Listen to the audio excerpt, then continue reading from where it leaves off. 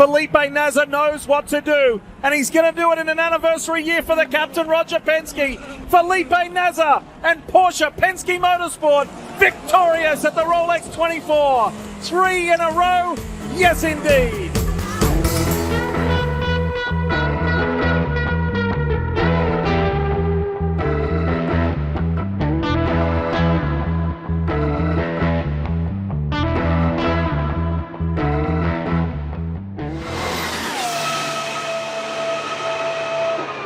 Ele literalmente conquistou o mundo e é um cara que eu queria conversar há muito tempo. Sem mais delongas, aqui no Splash and Go para essa entrevista, Felipe Nasr, bem-vindo. Obrigado, Rodrigão, uma honra estar aqui. Legal demais conversar com você e eu vou direto ao ponto que é equipe lendária, carro lendário, circuito e uma corrida que a gente não precisa nem falar nada. Como que dorme? Você já tinha me contado que é difícil dormir. E como que acorda um piloto depois da terceira? Porque na primeira já não deve ter sido simples. Na terceira consecutiva vitória em Daytona. É muito especial. É difícil achar as palavras suficientes para descrever esse momento. Eu acho que a cada dia que tem se passado, né, após a conquista, eu acho que deu para realizar mais, assim, ter um pouco mais da noção do que a gente conseguiu conquistar no meio automobilístico, né? Que é o que você falou, é uma vitória lendária, numa pista lendária, uma equipe que eu não preciso nem dizer, e ouvir do próprio Roger as palavras dele, né? Dizendo que foi uma das melhores pilotagens que ele já viu. Eu amo ganhar a corrida para esse cara, essa é a verdade. Amo ganhar a corrida para o Penske, para a Porsche, e eu acho que, cara, um cenário perfeito, assim, uma corrida super apertada ali, né, aquele final, principalmente aquela 1 hora, uma intensidade gigantesca, mas usei de toda a minha experiência, tudo que eu conheço de Daytona, minha experiência com protótipos e corridas em geral, e é um sonho, estou realizando um sonho, assim, acho que desde que eu entrei para esse projeto em 2022, que eu fiquei responsável, né, em desenvolver o carro, o Porsche 963, os primeiros dias de treinos. É um sonho. Eu tinha certeza, assim, os ingredientes a gente tem. Agora, para chegar lá, vai depender de muito trabalho, esforço. E hoje estamos aqui vivendo esse sonho. E você é um cara jovem, você tem 33 anos, mas você vê como que a vida é, de repente você já é o cara experiente da equipe. É verdade. E você se vê numa posição de ter que mentorar esses caras. E eu admito, até pensei, falei, a vida dele vai ser mais difícil, né? Nesse ano, né, uma vitória, eu até achava, e acho que você vai poder me dizer se foi a mais difícil ou não, né? Mas você se vê num papel diferente, né? E isso mostra e reforça a confiança que a equipe tem em você, né? Totalmente, um cenário completamente diferente. Assim que as duplas e os trios foram anunciados para Daytona, eu vi que o carro 6 ficaram todos os pilotos experientes do projeto Porsche Penske Motorsport. E eu recebi o Julian Andlauer, que veio de 1 ano com a equipe no WEC. Então ele tinha uma bagagem, mas não conhecia as provas do IMSA ainda. Então ele estava mais acostumado com o circuito europeu. E o Lauren Heinrich, que é alemão, acabou de ser promovido pela Porsche do programa Júnior para um piloto, né, de fábrica, e agora recebeu a chance de pilotar o 963. E esse veio completamente sem experiência. Ele fez uma corrida no Bahrein com o time no ano passado, no WEC. Sei lá, pilotou 2 stints no carro e foi isso. Então ele veio para Daytona, como você falou, novo, né? Sem experiência. Então, meu papel foi um pouco diferente do que nos anos passados, né? Que eu contei com pilotos mais experientes, pilotos que já conheciam o carro, que já tinham noção do que encarar durante uma prova de 24 horas. Então, eu acho que a demanda foi maior, né? Da minha parte, de saber liderar o time, alinhar as expectativas desses dois. Eu acho que o que foi mais legal é que eu curti o processo. Eu me diverti um monte com eles. Os meninos, assim, vontade de ganhar lá em cima, dava pra ver no olho deles, assim, que os meninos eram tinham vontade, e isso é importantíssimo numa prova como essa, mas você tem que saber também dosar essa vontade, para ela não gerar uma ansiedade ou uma decisão errada na prova. Então, o que eu repeti para eles foi assim, muita calma, muita paciência, essa corrida por 20 horas, a gente tem que cuidar do carro, preservar os freios, preservar a carenagem do carro, não ter nenhum contato, nenhum dano no carro. É muito simples, você dá ali uma escapada, uma zebra a mais, você acaba arrancando ali um pedaço do assoalho do carro, e isso já vai comprometer a corrida. Então, meu papel foi isso, assim, ajudar o auxílio deles também durante, assim, desde o dia que a gente chegou em Daytona, que a gente passa praticamente 12 dias instalados em Daytona, né, desde os treinos na semana anterior. Então é muito tempo que a gente compartilha dentro e fora da pista. E toda hora eu trazia um pouco, galera, vamos prestar atenção nisso. Olha, eu acho que o carro tá precisando um pouco mais de aderência, vamos equilibrar um pouco o carro, tá precisando mais de grip traseiro e tal. Então, foi passando uma experiência para eles. E o mais legal é que eles me escutaram.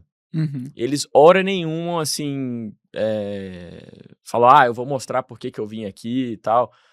Porque uma corrida de 24 horas é inútil você ir lá e fazer uma volta mais rápida. Uma volta não quer dizer nada. Eu falei, então, o objetivo nosso é o mesmo, aqui a gente se ganha junto. Né? Ninguém vai vencer uma prova dessa sozinho. Então foi legal pra caramba o processo de ajudar os meninos a se aclimatizarem na equipe. Eu já conheço bem a Porsche Penske nos Estados Unidos, conheço bem ali a parte de engenharia, mecânicos, os procedimentos de pit, troca de piloto. Falava, cara, atenta toda vez que vocês entrarem no box, o pit limiter, tipo, vamos aproveitar ao máximo essa aproximação, parar no lugar certo. Entrou dentro do carro, o que você tem que conferir, quais são os acertos que você tem que ter no carro, barra, dianteira, traseira, a pista tá esfriando, faz isso, a pista tá esquentando. Então, eu passei tudo que eu sei. E eu não tenho medo de dizer isso, porque é assim que se vence uma corrida como essa, né? Sim. E também aprendi pra caramba com os meninos, assim, eu vejo que eu consigo me enxergar neles, porque eu também já fui esse menino de perguntar um monte de coisa, mas e isso, o que você acha daquilo? Isso é muito legal do processo, né? Então eu falo, o piloto está numa constante evolução, né? Seja do mais experiente para o mais novato, a gente está sempre aprendendo alguma coisa. Isso é uma coisa que eu ia te perguntar agora, que é, pensando, por exemplo, agora você consegue talvez ter uma fotografia olhando para trás, por exemplo, 2014 você foi piloto de desenvolvimento lá na Williams, tinha outro Felipe lá, mais velho, passando experiência e tal. Então hoje você consegue olhar essa fotografia e talvez entender muita coisa daquela época, com né? certeza. E é isso, você fica até um pouco assim, às vezes sem graça, será que vão achar ruim de eu estar perguntando um monte de coisa? Ou é interesse demais e vão achar que eu sou um cara aqui chato, sabe? E olhando para trás, não, é parte do processo. A gente tem que ter essa curiosidade, né, na vida, na profissão, porque é assim que se aprende. É perguntando a alguém mais experiente, é sabendo uma opinião sincera, às vezes até uma crítica, né? E muitas vezes na corrida, assim, te dou um exemplo, eu ficava olhando as câmeras on-board dos meninos e falava, acho que eles estão exagerando um pouco lá na zebra, na bus stop. Cara, eles recebiam uma mensagem super na boa, né? E a equipe avisava, falava, toma cuidado e tal, vamos preservar o carro. E outra coisa de Daytona, com esses carros de protótipo, você tem que ter muito cuidado, com o desgaste do assoalho dele, né? Que a gente tem um limite, se eu não me engano, são 5 milímetros que você tem de desgaste máximo do assoalho. Então, como Daytona tem aquela parte do oval, muitas vezes você está numa transição de linha e acaba encostando o carro no fundo. Então, a gente ficava muito atento até isso, de falar, cara, vamos preservar o carro. Então, pega uma linha um pouquinho mais fora da linha ideal, quando possível. Não, mas eu imagino que em momentos de transição de tanque cheio, tanque vazio... Exato. Andar com a barra um pouco mais dura nessas transições, a barra traseira, que o carro não torce tanto. Então, todos esses detalhes... Eu até lembro, assim, quando eu soube que a gente ia estar junto nessa corrida, eu até mandei, assim, uma lista de as 7 regras de ouro do carro 7. Eu mandei para eles. Eu escrevi e mandei para os meninos. Falei, ó, não quero dar uma de orgulhoso nem nada, eu só tô passando a minha lista para vocês saberem o que eu acho importante para ganhar essa corrida. E eles receberam super bem, e essa vibe foi muito legal. Do começo ao fim da prova, os meninos guiaram pra caramba. Em todos os momentos da prova, assim, você vê que nenhum fez nenhuma besteira, nenhum erro. O carro sempre lá na frente, competitivo. Soube também os momentos de, opa, tem que economizar, vamos ganhar uma volta de combustível e saber lidar com o trânsito, assim, um trabalho impecável. Eu te fiz essa pergunta numa coletiva, mas eu queria te perguntar outra coisa, mais ou menos nessa linha ainda, que é, a gente teve uma interrupção na corrida, não uma interrupção, uma neutralização da corrida de 6 horas, neblina, e você tinha convivido com eles esses 12 dias. Isso deve ajudar a moldar ali e transmitir uma, vamos dizer assim, baixar os caras para uma mesma vibe, Sim. jovens ainda, né? E você tem que ser o cara que passa pra eles essa experiência. Uhum. Mas você não tinha passado por uma neutralização de 6 horas ainda, tinha? Não tinha. Eu acho que de todas as provas que eu fiz em Daytona, já houve uma ou outra ocasião de neblina, mas assim, durar... Às vezes você até pilotando nem se incomodava, mas às vezes durar 10, 15 minutos e ela ia embora. E engraçado, porque todo dia, como a gente estava dormindo, né, os pilotos ficam instalados na pista ali nos motorhomes, todo dia de manhã, de 7 às 9, tinha essa neblina, mas não era tão forte. Só que ela chegou na prova, eu acho que lá pelas 2, 3 da manhã, ela veio com muita força, né? Então a gente ficou numa situação difícil, não tinha como pilotar, não tinha... Eu acho que a prova fez a coisa certa mesmo, né? De neutralizar e ficar em safety car. E foi mais um desafio pra gente, porque eu tava no carro, eu lembro que eu fiquei no carro, acho que de 1h30 da manhã até umas 3h40 da manhã, acho que 2h20 no carro. O problema é a adrenalina que você tava lá em cima, agora essa adrenalina ela baixa. Então como é que você mantém o foco? Que começa a dar sono no carro. Mas mesmo assim, você tá atrás do safety car, você tá economizando gasolina, né? Você ainda tá dentro da corrida. Então eu falava pra equipe, galera, me mantém alerta aí, vai comunicando comigo. Então, a cada 2, 3 voltas, a gente trocava uma mensagem no rádio. E eu sabia que o Julian era o cara assim, ele é 880. Ou ele tá acordado ou ele tá desligado. Aí eu falava, ó, com o Julian vocês têm que ficar o tempo inteiro falando com ele. Sim. E a equipe, realmente, eu acho que até um jogo lá, eles ficaram jogando, jogo de pergunta e resposta.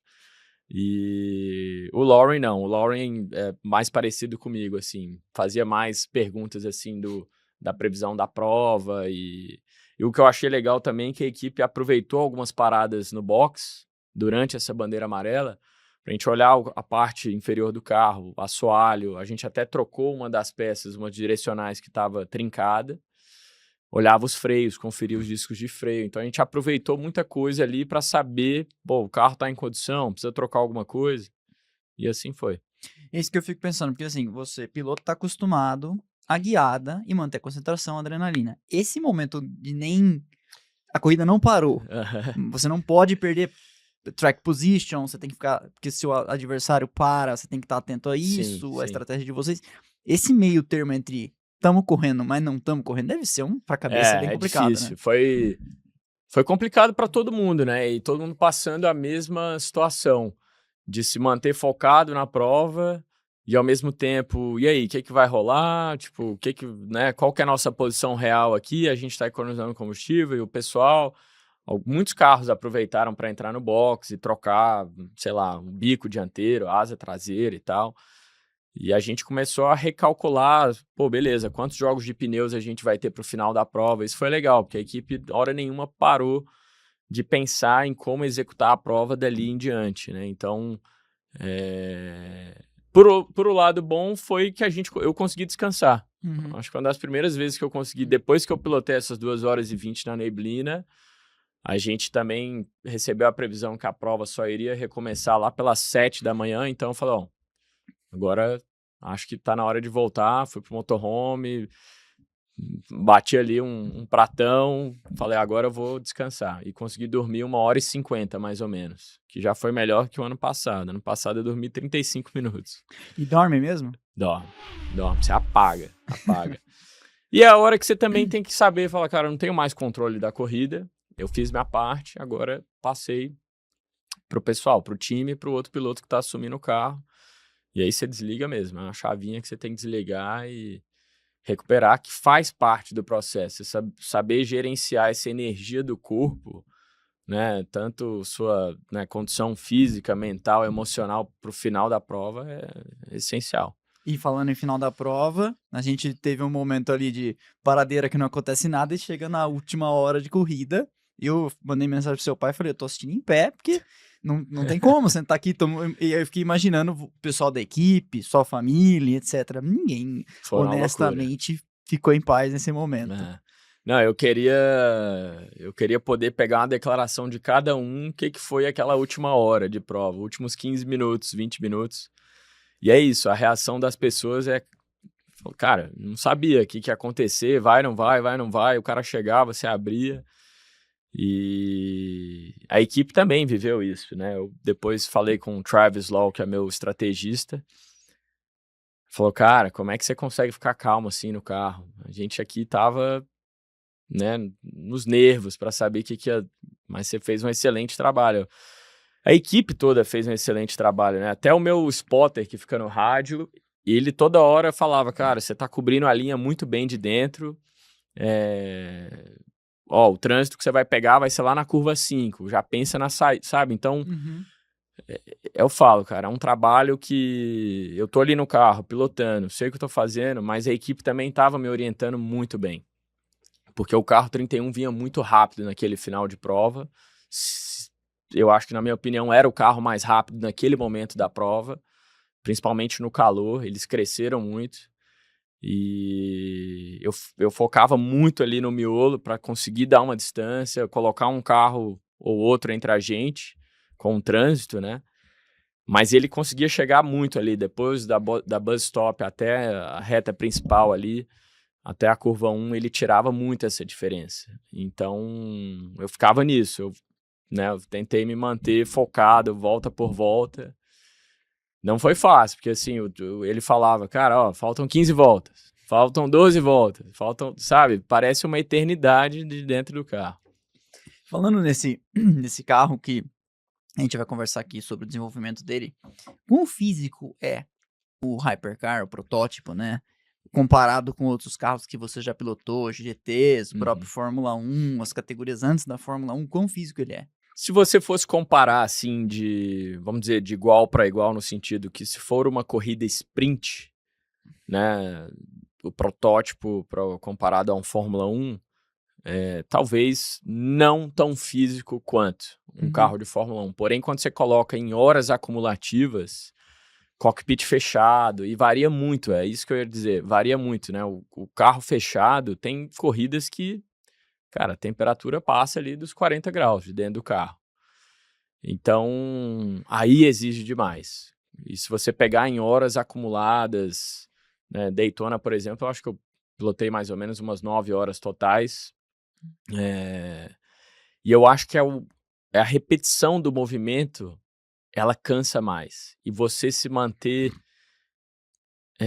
como é que eu posso dizer, o seu sistema cognitivo, você se manter alerta, eu acho muito mais difícil no carro de protótipo do que numa corrida sprint. Você tá ali, teu corpo tá funcionando para aquela 1h30 e você tá entregando o máximo.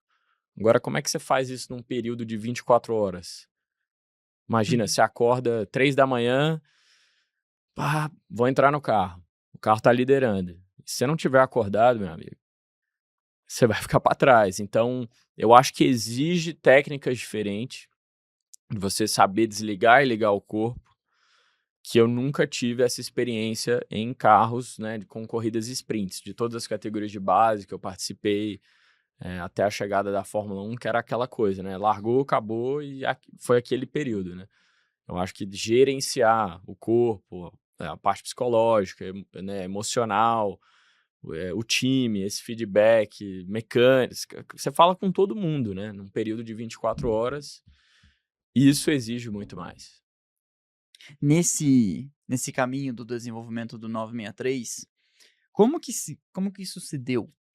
Um dia você já tinha uma relação com a Porsche e tal, como que é o convite? Chega um e-mail, alguém fala, pô, estamos trabalhando num carro aqui, é um amigo de um amigo, é uma indicação, é um somatório de coisas, como que isso acontece para nós Foi uma mortais sabermos? Foi uma história legal, assim, eu tava a caminho do meu segundo título na categoria DPI, né, que eram os protótipos Daytona na categoria IMSA, mas eu corria por um outro time, né, em 2021. E aí eu vi a notícia, tava no meu laptop, eu vi a notícia, falei, ó, Porsche e Penske vão se unir para fazer o próximo Hypercar.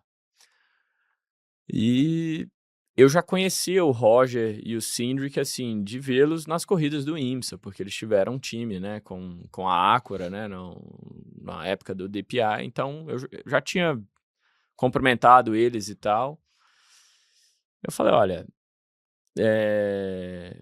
continuar aqui na Cadillac, eu posso continuar, porque, né, eles me ofereceram, né, eu já estava sabendo que esse projeto Hypercar ia rolar, mas a Porsche e a Penske foram os primeiros a dar esse primeiro passo.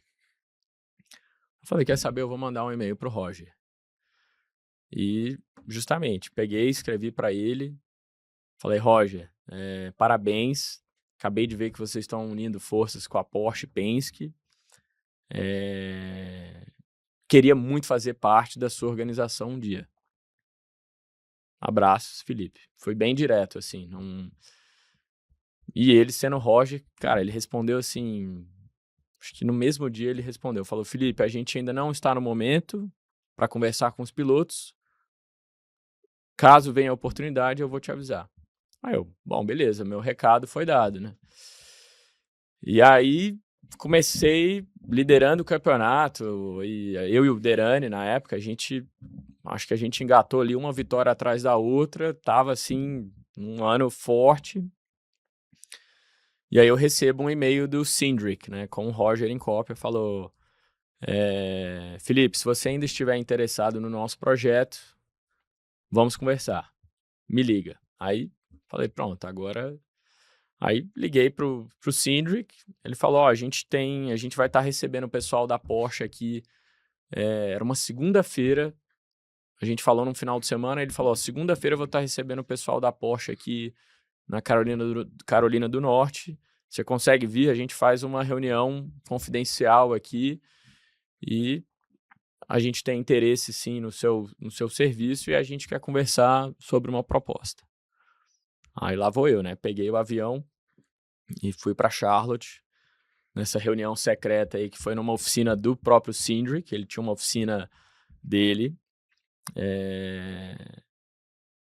E eu lembro assim que eu cheguei um pouco mais cedo, né, da reunião, e falei, bom, tem uns 15 minutos aqui, parei numa conveniência, sei lá, peguei uma água e tal, falei, dá pra andar ali, daqui ali são 500 metros, eu já tinha visto ali o edifício. E aí, eu peguei minha mochila e tal, peguei uma água e comecei a caminhar lá pro edifício, né. Um calor, cara, eu falei, putz, errei, né. Vou chegar lá, eu tô assim, transpirando, né? Eu falei, caraca, bicho, não tinha ideia que tava tão quente assim fora. E tava com um blazer, um terno assim e tal, e caminhando, de repente para uma SUV gigantesco, o vidro todo preto. Aí eu, caraca, né? Será que eu fiz alguma coisa errada aqui, né? A hora que desceu a janela era o Roger. Falou, hey, you look, né? Ele falou assim, meu piloto, entra aí. E entrei no carro e estavam ali todos os representantes da Porsche no carro e da Penske. O Cindric, o Roger, estavam todos dentro desse carro. E entramos lá no edifício, a gente começou a nossa reunião e tal. E daquele momento eu senti que algo muito grande poderia acontecer. Se juntar duas forças, né, tipo Porsche e Penske, eu sabia que algo muito grandioso poderia surgir dali, né? E fizeram várias perguntas, por que isso, por que aquilo, por que você quer pilotar pela Porsche, como é que você se enxerga aqui dentro, isso tudo os caras me testando, né? E eu falei, cara, eu falei, a resposta curta e simples, eu falei, eles perguntaram, por que você quer se juntar à Porsche? Eu falei, se eu pegar o histórico de tudo, de todas as provas que vocês já competiram, vocês já ganharam tudo. Eu quero fazer parte disso. E eu sei que eu posso fazer parte disso. Aí acabou a reunião ali e tal, falou, a gente vai entrar em contato.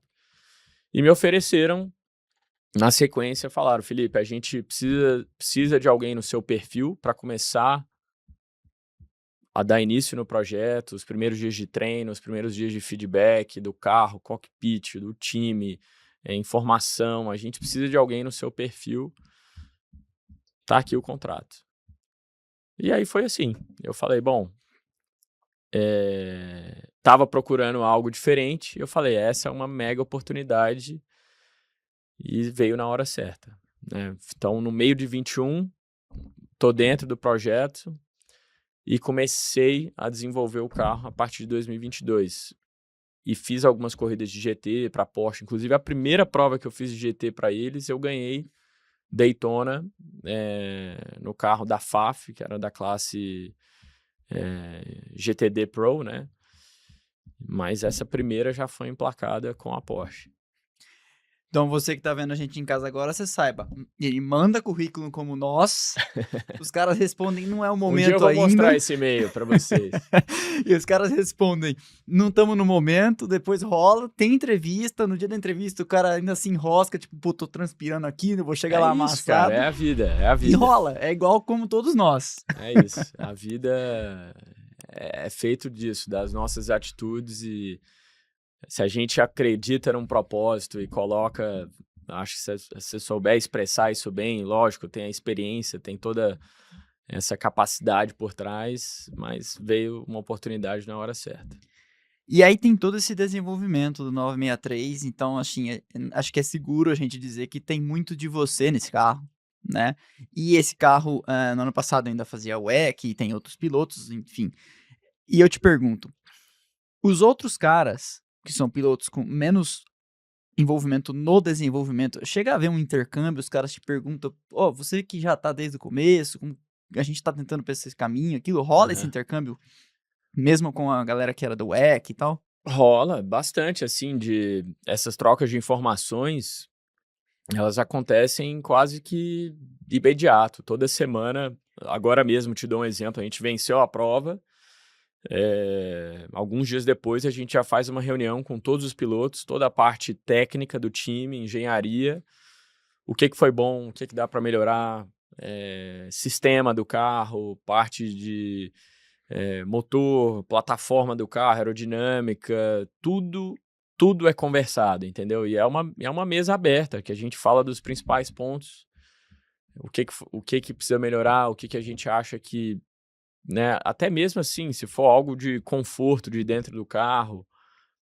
tudo isso é analisado, a gente passa esse feedback tanto para Porsche e para Penske, e ao decorrer do ano tem vários pequenos detalhes que a gente vai conseguindo ajustar no carro, mas a informação é aberta entre todos os pilotos, perguntarem, eu vi aqui que o Felipe, assim, para vocês entenderem o nível que o momento que você anda no carro, já tem uma telemetria disponível para os outros pilotos que não estão no carro, para eles verem, o Felipe está andando nessa curva, ele aproxima a curva X metros de freada, ele pega essa zebra, eles sabem tudo. Como eu também sei deles. Então, assim, se eu fiz uma saída agora num treino livre e eu quero comparar imediatamente a minha volta com, sei lá, do Vanthoor, do Estre e tal, isso está disponível. É isso que eu ia te perguntar, tanto para os seus companheiros do carro 7 como os dos caras do carro 6. Todo mundo tem o livro aberto, assim, tá aqui, ó. Então, isso é outra coisa também que, chega Daytona, eu falei, cara, eu não preciso mostrar tudo agora. Eu vou guardar pro dia da corrida, porque se eu mostrar o caminho agora, eu tô mostrando para outros, né? Meus companheiros, tudo bem. Eu já falava por trás, vocês vão perceber que durante a corrida, aquela curva, essa aqui, ela vai começar a mudar o raio. Você vai ter que encurtar mais o raio, encosta naquela zebra ali, fica mais perto. Então, esse tipo de coisa eu mantive para usar no dia da corrida. Claro. Né? Mas a telemetria está disponível a qualquer momento para todos. Porque aquela coisa, né? Mesmo o pessoal do carro 6 é seu companheiro, mas a hora que começar a corrida ou é você ou eles, né? Agora que você bota o capacete, fica para trás todo mundo. E ainda a última pergunta que eu tenho sobre o 963, na verdade, eu vou te perguntar se já tem um projeto, já há uma conversa para um sucessor, porque a gente conhece o ciclo de desenvolvimento do carro, eu não sei se você pode falar sobre isso, mas se há e se houver, você tem vontade de estar envolvido no próximo? No momento eu não recebi, assim, vamos dizer assim, um direcionamento, nem uma segunda versão do carro 963. O que eu sei de fato é que a homologação desse campeonato, ela está homologada até 2030. Então, os carros todos tiveram que passar por uma atualização que eles chamam do Evo, né? Um Joker, que todas as montadoras tiveram que fazer. Se apresentaram no túnel de vento da Windshear nos Estados Unidos, o carro é homologado novamente e você dá sequência, né? Eu acho que é um período de 3 ou 4 anos, você tem que ter essa atualização do carro. Então, até onde eu sei, 2030 esse carro está homologado para ser esse modelo, né? Pode ser que venha algumas atualizações de parte de suspensão, geometria, aerodinâmica, mas até onde eu sei, o plano, por enquanto, é esse. Não tem nada assim, ó, a gente vai além de 2030, eu não sei ainda. Entendi. O IMSA, diferentemente do WEC, é um campeonato eu achei ele mais diverso, no sentido de você tem prova de 24, prova de 12, mas você tem provas que são do tamanho de um stint das 24 horas de Daytona.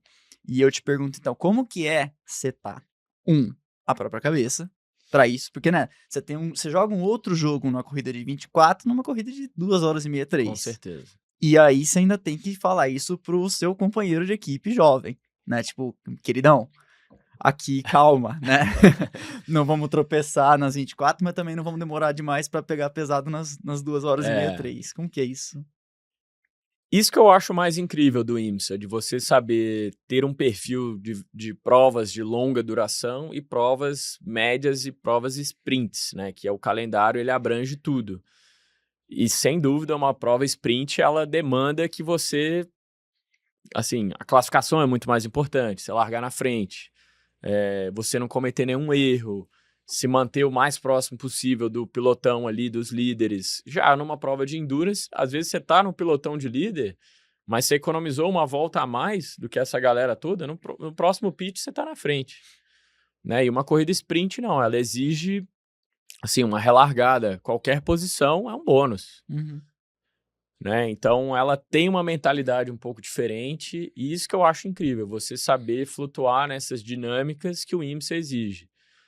E eu acho fantástico, eu sendo agora um espectador, ver uma prova de 24 horas em que o primeiro colocado e o segundo terminam entre 1,5 segundos, eles só podem estar fazendo um bom trabalho nesse equilíbrio entre os carros, né?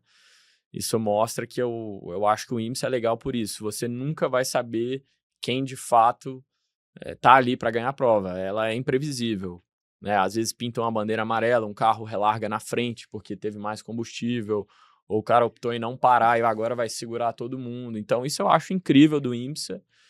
E para molecada agora a gente tem ainda Sebring, né, que é a próxima etapa, que é outro Grand Slam nosso aí do campeonato, do calendário, né, outro enduro clássico, né, americano, uma prova de 12 horas, intensa também, um circuito mega difícil, um circuito muito mais raiz assim que Daytona, exige mais do carro, exige mais dos pneus, normalmente muito mais quente também essa prova durante o dia, então outra já vira a página, assim, Daytona já ficou para trás, agora é focar em Sebring. É legal que parece quase um fade-in, um fade-out, dependendo do ponto de vista que você tem 24, 12, então ajuda também você como mentor, né? Mas ao mesmo tempo, imagina você já começar o seu campeonato com a maior prova do ano. Sim.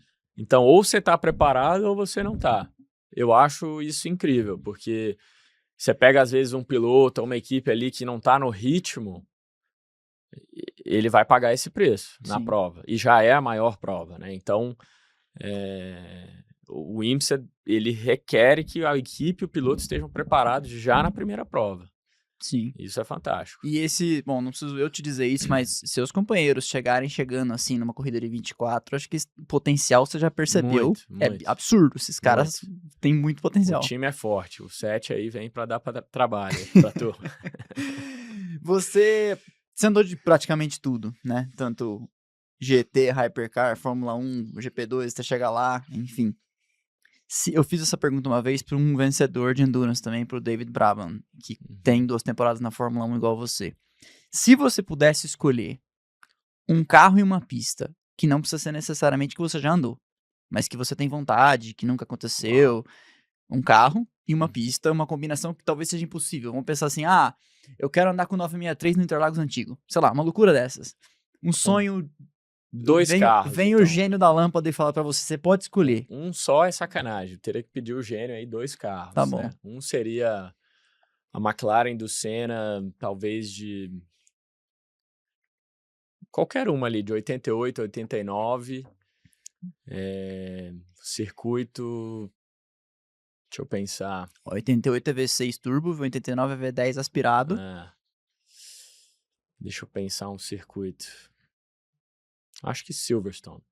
Silverstone de hoje, Silverstone de quando? Da época dele. Tá. Da época dele. Era bem veloz. Mais raiz, E outro carro que eu sou, assim, apaixonado é o 917 da Porsche. É um carro lendário de Le Mans. E seria em Le Mans mesmo, porque o que aqueles caras faziam naquela época com um carro que passava de 1000 cavalos e o carro, se você olhar, ele era praticamente fibra e, né, um chassi tubular ali, era uma coisa de louco. Então, eu ficaria com esses 2 modelos aí em mente. Le Mans até 89, né? Aquela sem as chicanes, né? Sem a chicane. Então você ia passar de 400 km por hora. Exatamente. Eu imagino que você já tenha visto, eu tive a chance de ver na oficina do museu o 917 Short Tail aberto. E é impressionante, não sei se você tem essa visão também, que, por exemplo, o 963 é enorme. É gigante. Perto E de um o carro 917 ele é um pouco maior que essa mesa. Ele é compacto, né? É um carro muito compacto e você vê que o piloto sentava lá na frente, né? Era uma outra, porque o motor praticamente tomava, o motor e o tanque tomava o carro, 80% do carro. Exatamente. E os outros 20% era o piloto e o cockpit, né? Então, o cara sentava com aquele motorzão e era aquilo, né? Assim, outros tempos, né? Uma errada de marcha acabava a tua corrida. Exatamente. Deixa eu te perguntar uma coisa sobre outra fase da sua carreira. Você hoje está claramente estabelecido. Eu acho que não é exagero dizer que você é o maior piloto brasileiro em atividade. Obrigado. Isso eu vejo muita gente falando, eu vejo os comentários, o pessoal comunga dessa opinião por aí. Obrigado, pessoal. E não falo isso só porque você tá aqui, não. O pessoal sabe. A carreira de um piloto como você, e a de muitos, ela é construída visando como foi pra você chegar na Fórmula 1. Você chegou na Fórmula 1, acho que assim, você tem resultados maiúsculos na Fórmula 1 pros carros que você guiou. E aí chegou um momento no final de 2016 que você não pôde continuar. No dia seguinte, no day after, 2017 ali, aquele período na sequência, ele era um período que você já estava olhando para a jornada como ela aconteceria agora. Ela já estava clara para você? Ou ela seria um caminho que você ainda ia descobrindo ele na jornada? O que eu quero dizer? 2017, você ainda estava de olhinho. Você reserva de alguma equipe, voltar para a Fórmula 1, ou você pensou, não, acho que o meu caminho agora é correr de endurance, mirar para outro rumo? Bom, primeiro que a saída já foi um choque, né? Porque eu não esperava que ia acontecer daquela maneira. Eu sabia que a equipe passava por dificuldades financeiras e que um grupo sueco já tomava conta da equipe em si e que eles tinham outras prioridades, né? Então, o talento já não era prioridade. Então, eu ter marcado ali grandes pontos para o time, para eles não valeram nada, né? Valeu em grana porque eles ganharam uma mega premiação para se manterem no grid ali em 2017 adiante. Então, nesse primeiro momento, eu falei, bom, o que o Felipe quer? Né? Não é o que os outros querem. Qual que era a minha vontade? Então, eu falei, olha, eu não quero tomar nenhuma decisão precipitada, eu vou olhar o mercado e tinham ofertas, como você falou, piloto reserva, na Fórmula 1, fazer parte de simulador, né, você tem ali um projeto de simulador, enquanto os carros estão na pista de verdade, você está, né, ajudando o time no simulador. Tiveram ofertas da Fórmula E, até mesmo a Fórmula Indy na época. Só que tudo muito aventureiro, assim, não era nada que falava, isso aqui vai me dar uma base sólida, porque eu queria ganhar, eu queria voltar um carro para ser campeão, voltar a ganhar corrida, ganhar campeonato, porque, cara, para estar na Fórmula 1, pra você ficar chegando em 15º, 12º, às vezes um 8º, 6º, ninguém vai lembrar disso, Uhum. e não é satisfatório.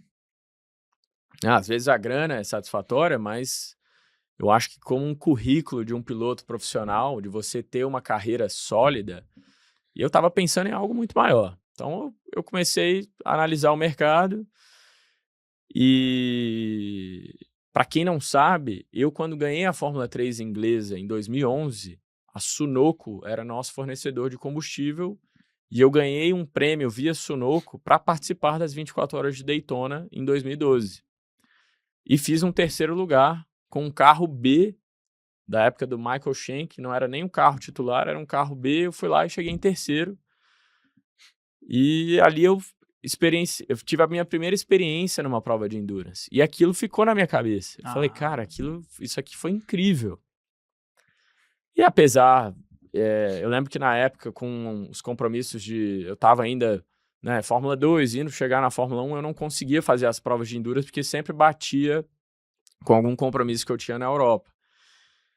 E eu acabei não participando. Eu fiz 2012, 2013, Daytona, 24 horas, mas sempre voltava para fazer o que eu estava competindo na Europa. Ou era Fórmula 3, Fórmula 2, até chegar à Fórmula 1. A única coisa que eu me arrependo é de não ter continuado a fazer essa prova de 24 horas. Porque eu já fiquei apaixonado lá atrás. E aí lembro que em 2017, agora voltando, quando saí da Fórmula 1, eu lembro de estar assistindo uma dessas provas de Daytona e vendo os carros de endurance, eu falei, cara, eu acho que esse pode ser um caminho, porque eu adorei as corridas de endurance e eu sei que tem uma equipe que está me procurando e eu vou dar uma ligação para eles. E foi isso. Eu liguei, na época, a Action Express, já tinha um relacionamento com a Cadillac. Em uma semana eles falaram, Felipe, a gente já te retorna, a hora que tiver um treino, você vai com a gente. E aí passou uma semana, eles falaram, vai ter um treino em Virgínia. Você pode ir? Bom, posso. Nunca nem vi a pista, nem sei, nem vi o carro, nunca tinha pilotado o carro. Cheguei lá, sentei na pista, eu comecei o treino, eu acho que eu dei umas 15 voltas com o pneu usado, assim, e peguei a mão da pista e tal. Eles falaram, bom, agora a gente vai botar um pneu novo, me diz o que você acha do carro, o que precisa. Acho que eu dei umas 5, 6 voltas com esse pneu novo. A hora que eu voltei pro box, eu falei, acho que dá pra mexer nisso. Ele falou, pô, você já fez a nossa volta mais rápida aqui na pista. Antes de mexer. Antes de mexer no carro. Falou, a gente nunca teve uma volta tão rápida aqui. E eu lembro que eu fiz mais um outro ajuste, mais um jogo de pneu. Me pararam, falou, Felipe, box. Falou, a gente já viu o que tinha que ver e por hoje é só. Acabou o treino, não era nem meio-dia, assim. Começou o treino 8, 9 da manhã, deu meio-dia, acabou tudo. Aí tá bom. Ou eles gostaram muito, ou não sei se é o perfil que eles estavam esperando. Enfim. Pelo contrário, eles não deu ali uns 3, 4 dias, eles falaram, Felipe, a gente quer que você venha correr nos Estados Unidos, que seja seu projeto principal, né? O seu programa principal vai ser correr com a gente aqui no IMSA em 2018. Eu falei, é isso que eu tô procurando. Eu quero voltar para um campeonato de alto nível, uma equipe de alto nível. E é isso, emplaquei no meu primeiro ano, já ganhei o campeonato IMSA e dali em diante entrei de fato para o mundo de endurance. As pessoas começaram a olhar para o Felipe também tem capacidade no mundo de endurance. E aí o resto é história, né? Então foi, vamos dizer assim, uma jornada que foi se descortinando aí, você não sabia exatamente o que, mas falou, vou não tomar uma decisão precipitada. Sim, sim. Como eu falei, tinham outras ofertas aventureiras que eu não acho que eram tão concretas como essa, que me davam uma oportunidade sólida com um time que tinha um relacionamento sólido com a Cadillac. E, né, a gente já sabia que dali podia dar um salto, né? Como eu falei, o Hypercar a gente já escutava lá naquela época que poderia haver uma união entre o WEC e IMSA para ter um mesmo carro competindo nos 2 continentes, né? E de fato aconteceu, não demorou muito. Então, se eu não tivesse feito essa transição, não existiria nem Porsche nem Penske, porque eu não estaria lá no mercado e não estaria com essa experiência no protótipo. Então, acho que eu peguei o momento exato de solidificar e acreditar no mundo de endurance, e hoje eu estou representando uma das marcas mais incríveis, mais lendárias no automobilismo, tanto a Porsche quanto a Penske. Eu acho que pilotar tanto para o capitão, tanto pela Porsche, é algo que eu nunca vou esquecer. Assim, a gente pode falar daqui 30 anos que você vai falar, pô, eu ganhei a corrida para essas 2 marcas aqui. Legal demais. Você sabe que você falou da Sunoco?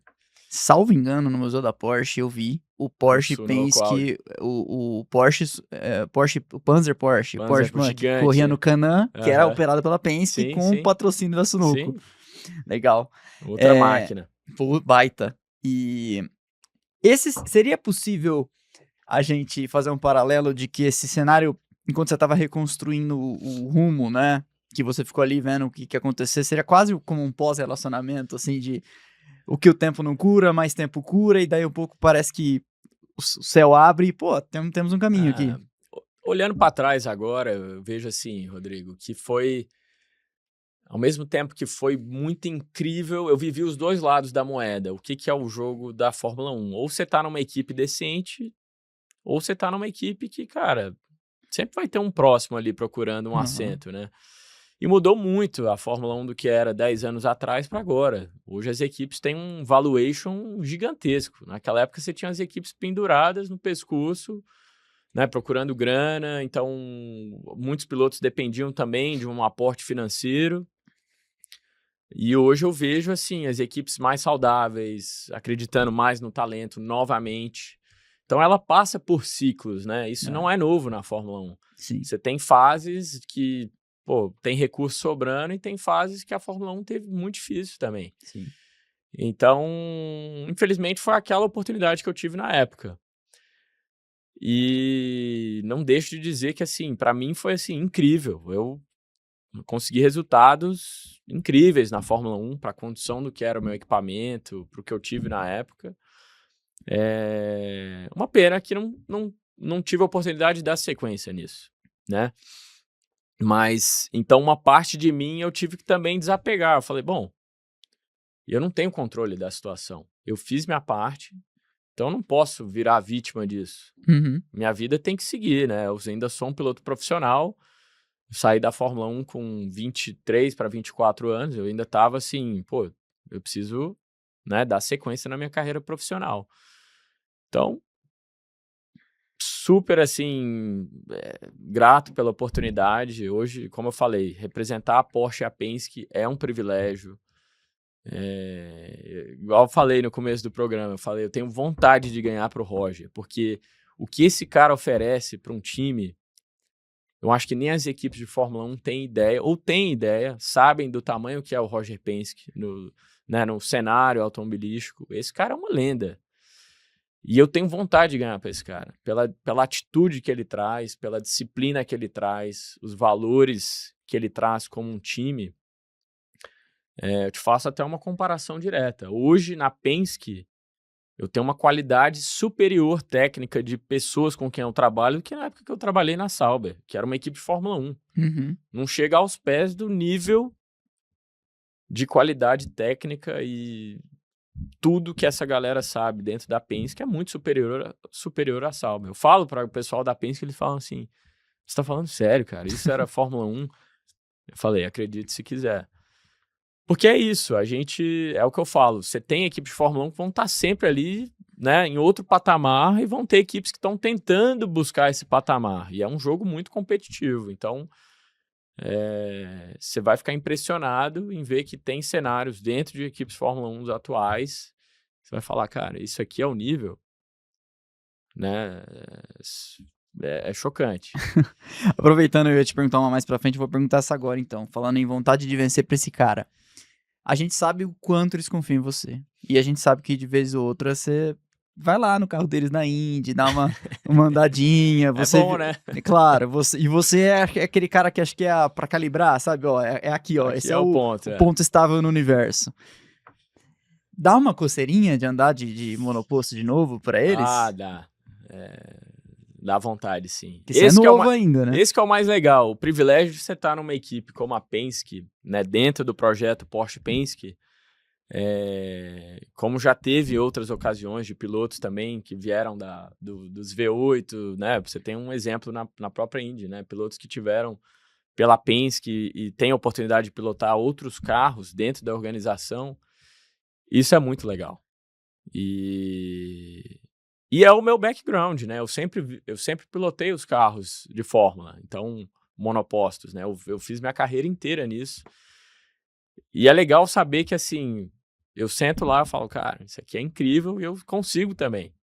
Isso é o mais legal, de saber que mesmo depois de tantos anos pilotando os carros de endurance, voltar para o monoposto é igual voltar para casa, assim, eu falo, isso aqui é incrível. Eu fico falando pro Roger, eu falo, ó, eu tô aqui. Então, eu acho que eles têm consciência disso, mas óbvio, só para deixar claro, hoje o meu contrato ele é direto com a Porsche e eu continuo, né, com prioridade no projeto de Sports Cars, que são os carros de endurance. Então, eu me vejo aqui ainda fazendo muito pelo time, ainda quero ganhar muitas Daytonas, Sebrings e quem sabe Le Mans, né, se a gente conseguir voltar aí a partir de 2027. O típico Roger, né, ganhou Daytona, ele me ligou no dia seguinte, falou, ó, já falei com o novo CEO da Porsche, eu quero voltar para Le Mans, né? Então, time, eu não poderia pensar num lugar melhor, né, que eu estou hoje. Então, aproveitar essa oportunidade, pensar no agora, aqui, presente. É isso que eu tenho no momento e estou adorando essa aventura aí. E que cartão de visitas dele e seu pro novo CEO da Porsche. Falar, então, tá sabendo, né? Ganhamos, né? Ele é bom de dar o recado. O Roger é uma coisa que ele não deixa passar esse tipo de recado. Então, a última que eu vou perguntar disso. Igual aquele exercício que a gente fez de carro, circuito. Se num cenário imaginário, assim, o Roger vira pra você e fala, ó, desenrolei lá com a Porsche, eu faço um carro pra você fazer as 500 milhas. Você Aí seria com a incrível. programação completa, você vai se ambientar, vai fazer eu aquele mês. Eu ia falar, uma prova que ainda tenho muita vontade é Indy 500. E com a Penske, claro. Né? Claro. Essa seria o sonho. Você encararia. Na hora. Que legal. Eu já tive falando a respeito voltando um pouquinho pra Fórmula 1, eu já tive falando a respeito, então por isso que eu vou perguntar. Não é uma coisa que você me contou tomando café. Eu vi você dando entrevista sobre isso. Eu queria saber, porque as bolhas da internet são assim. Às vezes chegou pra uma parte e não chegou pra galera que nos assiste, que é... Você teve uma experiência muito próxima com o atual campeão mundial de Fórmula 1, Lando Norris. Sim. E conta pra gente e pra nossa galera como que foi isso, mais ou menos na linha do tempo, que ano que foi ali. Foi exatamente 2017, foi logo após a minha saída da Fórmula 1. Eu fiquei nesse mesmo período que eu ainda estava ali, né, olhando o mercado, ia ser IMSA, estava olhando as categorias de fato. Eu estava de olho já no IMSA, eu tinha feito esse contato com a equipe Action Express, mas ainda não tinha rolado esse treino. E aí eu recebi um telefonema do time que cuida, o time de gerenciamento do Lando Norris, me procurando, falou, ó, Felipe, a gente chegou no seu nome pela sua experiência, a gente quer preparar o Lando para a estreia dele na Fórmula 2. A gente quer preparar ele o máximo possível. E aí eu perguntei, e aí, qual que é a ideia? O que vocês estão pensando? Né? Tipo, você coach dele, o que vocês querem? Não, a gente vai colocar 2 carros na pista e a gente quer que você seja o piloto referência dele. A gente vai simular 10 finais de semana de corrida, a gente foi para 10 circuitos na Europa, e a gente simulava de quinta a domingo, treinos livres, classificação, corrida 1, corrida 2, largada, pit stop, faziam tudo.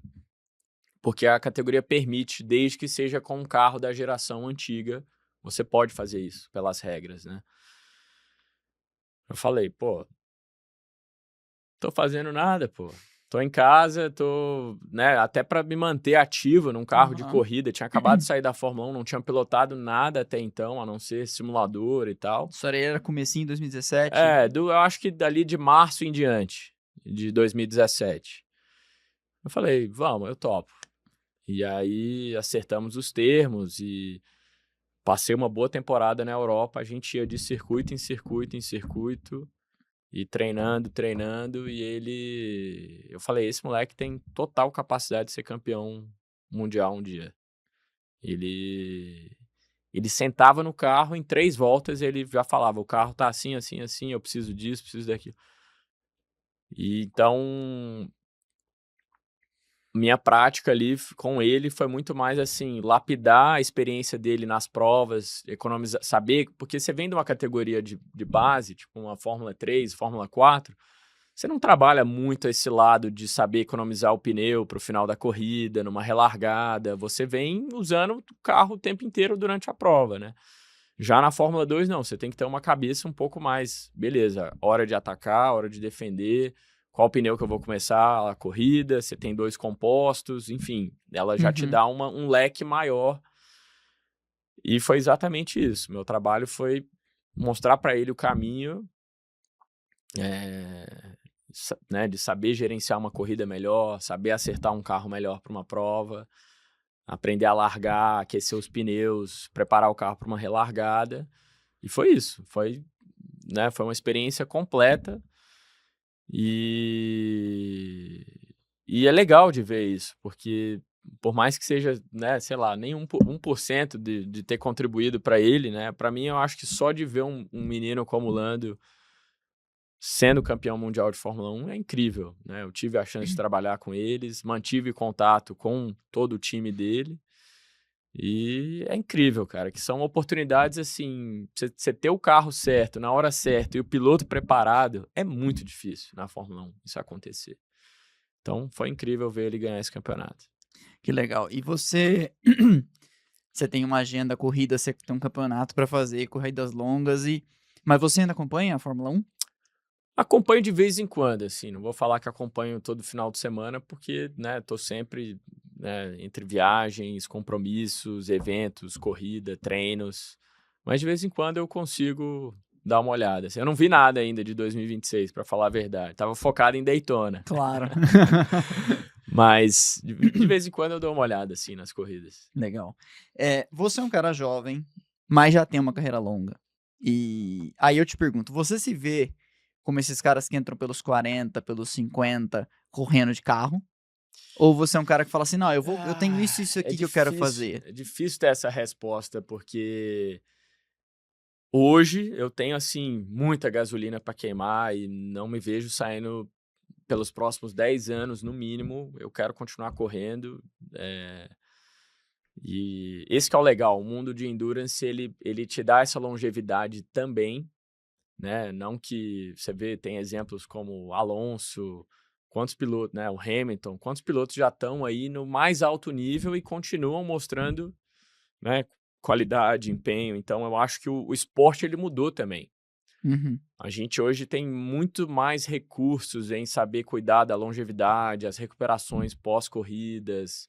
Eu acho que o piloto, não só o piloto, eu acho que vários atletas de outras modalidades já conseguem se conservar muito mais, né, do que só que, né, treino, porrada excessiva, assim, o corpo tem desgaste. Então, como é que você se mantém no esporte por mais tempo? Eu acho que a gente está vivendo isso agora. Então, não tem um número exato para te dar, mas, assim, 10 anos eu quero continuar correndo, no alto nível. No alto nível, ou seja, você encararia ser o capitão de mais vários hypercars de gerações de novos pilotos aí, tranquilamente. Com certeza. É uma variação dessa pergunta que eu acabei de fazer, que é o seguinte: você vem de uma família de racers. Você também pensa, se veria numa outra posição dentro de uma organização, dentro de uma equipe, como dirigente, como chefe de equipe, como alguma coisa assim? Eu acho que sim, assim, após o processo, piloto, já, né, conquistei tudo que eu tinha que conquistar, já, né, basta. Eu olharia, assim, para esse lado, assim, primeiro no mundo de endurance, que eu acho incrível. Então, eu vejo que aqui, até mesmo no Brasil, tem essa... Eu vejo que o endurance, ele tem ainda muito para crescer aqui, né, no nosso solo brasileiro, eu acho que ainda tem oportunidade de crescimento. E quem sabe, né, mais para frente, usar minha experiência, meu conhecimento, as conexões que eu tenho para a gente poder solidificar ainda mais o mundo de endurance aqui no Brasil, ou se envolver com um time já existente ou não, ou até mesmo lá no IMSA, eu não sei. É difícil falar agora, mas o que você falou é verdade. Minha família sempre deu a oportunidade, sempre vivi dentro dessa comunidade de corrida, né? Tanto meu tio, o Amir, quanto meu pai, o Samir, tiveram uma equipe de corrida por muito tempo. Então, sempre gostei né, desse envolvimento, a parte de, né, de você cuidar de um time, saber lidar com as pessoas, saber... Eu acho que aí já é uma outra visão para a corrida, né? Hoje eu tenho a visão de sentar no carro e ganhar uma corrida, né? E ajudar o time para isso. Então, fazer a próxima etapa, eu acho que é possível. Eu acho que é possível, sim. Não no momento, mas quem sabe mais pra frente. Você falou 10 em alto nível, eu já tô jogando pra daqui 20, então, né, no mínimo. Felipe, obrigado demais por você ter vindo. Obrigado, Fico Rodrigo. muito feliz de ter tido essa conversa com você. Eu falo pro público da admiração que eu tenho pela sua trajetória e pelo Obrigado. valor, porque aqui no Brasil a gente tem um pouco um Fórmula 1 centrismo, né?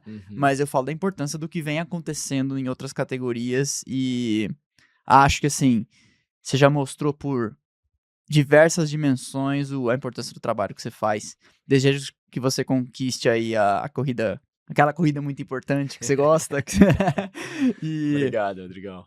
E será muito legal vê-lo de volta aqui pra gente conversar. Vamos sim. Obrigado Vamos atrás. demais. Obrigado vocês. Valeu, pessoal. Por você, deixa o like que é de graça, não custa nada, ajuda demais o canal, quebra essa pra mim. E não se esqueça das nossas redes sociais que estão passando aqui embaixo, Instagram, Telegram, TikTok, onde tem conteúdo o tempo todo. Valeu, pessoal, e aquele abraço. Valeu.